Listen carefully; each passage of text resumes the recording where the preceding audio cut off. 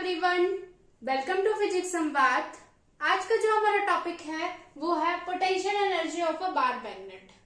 मतलब कि जब हम बार मैग्नेट को यूनिफॉर्म मैग्नेटिक फील्ड पर सस्पेंड करेंगे तो उस पर क्या पोटेंशियल एनर्जी होगी। ठीक है, तो सपोज करिए हमने एक मैग्नेट लिया हुआ है NS। ठीक है, जैसे ही इस पर आप लोगों ने लास्ट टॉपिक में पढ़ा था कि एक बार मैग्नेट है जो कि यूनिफॉर्म मैग्नेटिक फील्ड पर है NS। ठीक है, और इस पे क्या है, equal and opposite force act कर रहे हैं जो कि एक दूसरे को कैंसिल आउट करेंगे, लेकिन इस पर एक रिस्टोरिंग टॉर्क एक्ट करेगा। ठीक है, जब इस पर वर्क डन होगा तब। ठीक, तो जब इसमें पोटेंशियल एनर्जी होगी तो जो आपका बार मैग्नेट है वो परपेंडिकुलर होगा to the direction of magnetic field.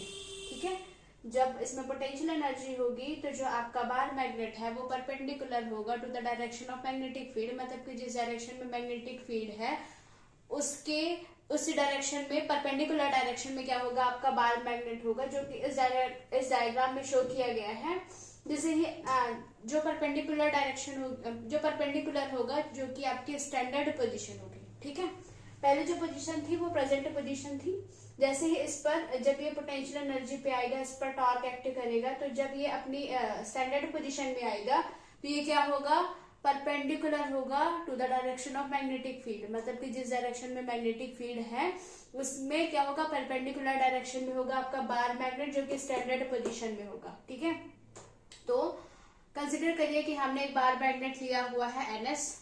ठीक है, जिसका जो मैग्नेटिक मोमेंट है वो M है और मैग्नेटिक फील्ड बी में रखा हुआ है। तो उस पर एक टॉर्क एक्ट करेगा, रिस्टोरिंग टॉर्क, जिसे हम टाउ से रिप्रेजेंट करते हैं। तो टाउ इज इक्वल टू हो जाएगा आपका MB sin थीटा। ठीक है, अब आपने लास्ट टॉपिक में पढ़ा था work done rotating in a bar magnet. ठीक है, तो आपने पढ़ा था कि dW is equal to tau d theta होता है। ठीक है, और टाउ डी थीटा की वैल्यू क्या पड़ी थी, MB sin थीटा। ठीक, अब आपको पता है कि जो वर्क डन होता है वो एनर्जी के इक्वल होता है ना। तो हमने यहाँ पे क्या किया हुआ है, U is equal to MB sin theta d theta. अब यहाँ पे जो लिमिट है वो थीटा टू π/2 लगेगी, क्योंकि ये जो एंगल है वो एंगल थीटा है, लेकिन ये क्या है, परपेंडिकुलर डायरेक्शन में है। परपेंडिकुलर में एंगल कौन सा होता है, π/2 होता है। इस वजह से यहाँ पे जो लिमिट लगेगी वो थीटा क्या होगी, π/2, तो थीटा की लिमिट लगेगी MB sin theta d theta. अब जब आप इसका इंटीग्रेशन करेंगे तो MB तो कांस्टेंट है, वो तो बाहर आ जाएगा।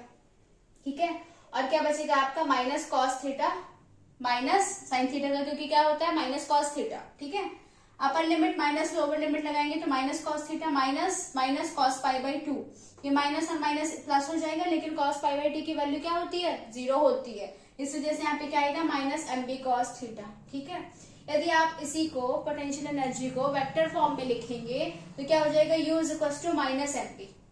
ओके, फिर उसके बाद यदि आप इसके कुछ केसेस देखेंगे, यदि थीटा इज इक्वल टू 0 है तो U इज इक्वल टू हो जाएगा माइनस MB। यहाँ पे क्या होगी, पोटेंशियल एनर्जी मिनिमम होगी। ठीक है, फिर क्या करेंगे आप, केस 2 में आप देखेंगे कि थीटा इज इक्वल टू क्या है आपका, 90 डिग्री है। तो 90 डिग्री में cos π/2 की वैल्यू जो होती है वो 0 होती है। इस वजह से यहाँ पे जो पोटेंशियल एनर्जी होगी वो क्या हो जाएगी, 0 हो जाएगी।